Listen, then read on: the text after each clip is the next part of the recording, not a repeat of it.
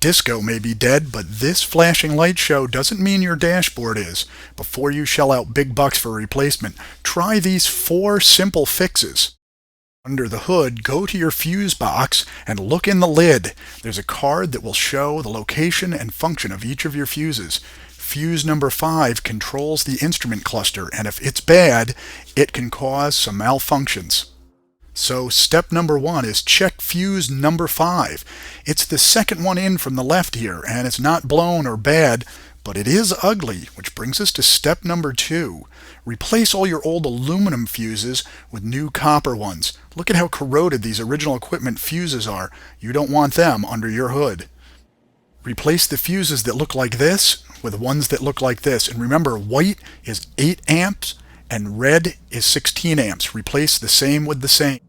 Step 3. Check the overvoltage protection relay, or the OVP.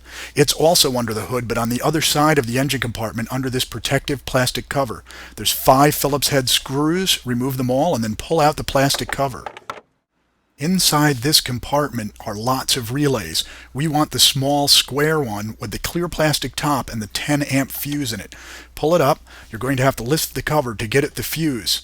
I've brought this OVP indoors to have a better look at it. Use a pair of pliers to pull the fuse and check it. Now this fuse isn't blown, which means we can return it and the relay to the car and move on to step 4. Replace the 3 capacitors that are on the instrument cluster board. Go to an electronics store and buy 1 470 microfarad capacitor and 2 100 microfarad capacitors.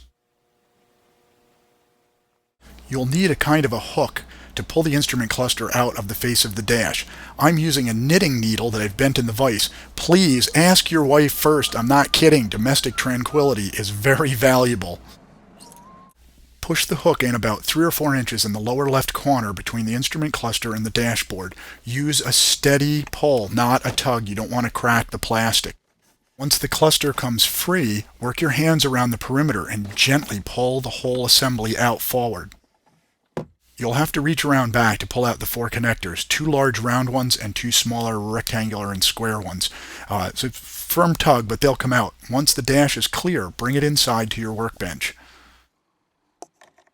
Once indoors, lay the instrument cluster face down and take out the 3 Phillips head screws that are holding the back plastic backing. Don't forget to pull out the 2 bulbs for the turn signals, as this will make opening the back that much easier. Once the 3 screws are removed, you can gently lift the plastic cover out of the way.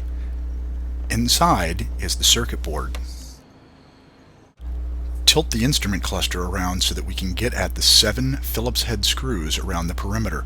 You'll see 4 other Torx head screws. Don't remove those. They attach components to the circuit board. With the Phillips heads out of the way, you can gently lift the circuit board up and away from that plastic housing. This will expose the components behind it. The capacitors are attached to this board. 2 of them are on the gas gauge side and 1 is down the other side. See the large blue and black striped can? We're going to be working on this side of the board with the soldering. Once I've desoldered the component, I'm using a vacuum desoldering tool to clean up that board so I'll be able to insert the new component. Make sure that you don't have any solder bridges and clean those connection areas up very well. Like all capacitors, this large 470 microfarad one is polarized. There's a black stripe and a shorter lead to show which one is negative. Don't reverse the polarity. Make sure that you put the capacitor in the board the same way the old one was desoldered out. Slip it in, bend your leads over. I'm assuming you know how to solder some things or that you have a friend that can. You'll know how to flow the solder and not overdo it and make a good connection. The process is the same for all 3 capacitors. Replace them one at a time, keeping in mind the polarity. There's going to be the 1 large 470 and then there's going to be the 2 smaller 100s. Get them all together, make great connections on them, let them cool, and then we're going to be ready to put the board back together.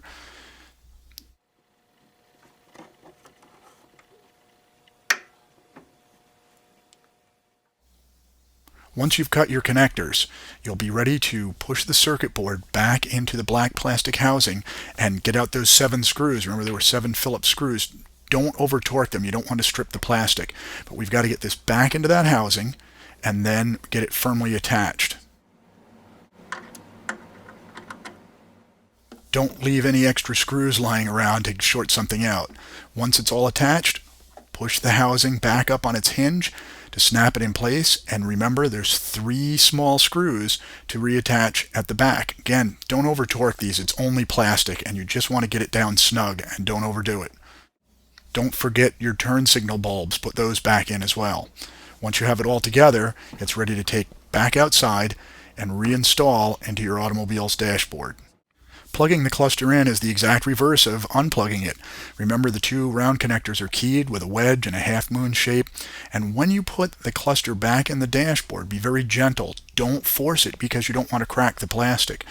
After you've plugged all of the connectors in, before you push it in, let's give it a test. Put the key in, turn it on, and let's see what happens.